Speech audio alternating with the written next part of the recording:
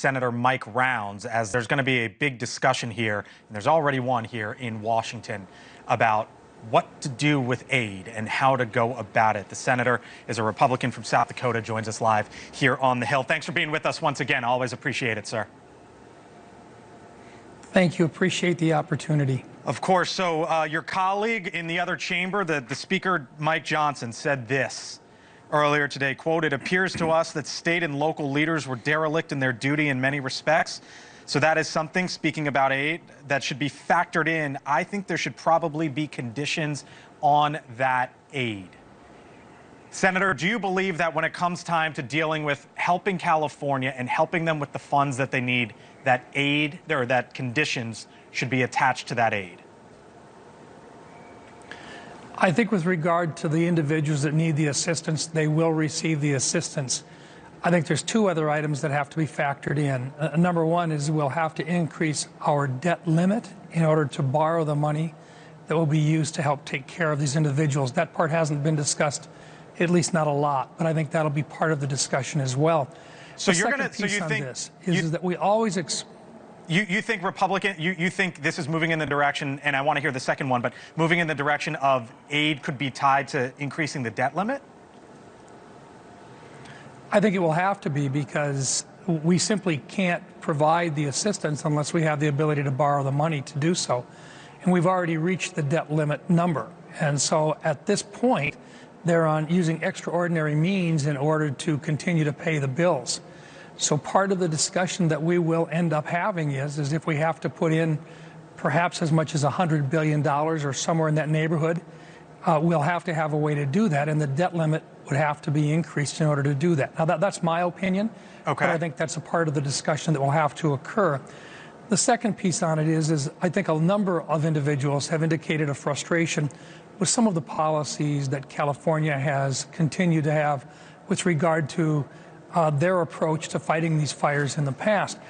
CAL FIRE has been a well-respected organization throughout the United States, but the individuals that have been making public policy there have in some cases not been as effective in terms of taking care of mitigating some of the fire concerns up front. Part of it is you've got to be able to clean up underbrush. You've got to be able to clean up the forests, okay, where a number of these fires have started in the past. Along with that, you've got to be able to talk about having adequate supplies of water.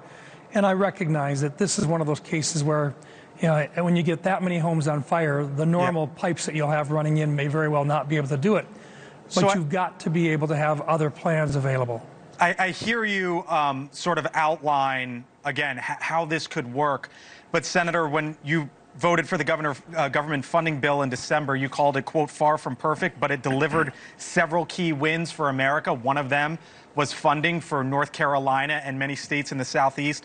Back in February of 2020, you introduced, before COVID changed everything, you introduced the HELP Act, in which you said South Dakotans know all too well the damage that can be done by Mother Nature. When storms strike, communities work to rebuild as quickly as possible. State and local government shouldn't have to wait on the federal bureaucracy to start simple construction projects. It's by way of saying, Senator, in the past on helping out with aid in hard-hit areas, including in your state, I don't believe conditions have been attached.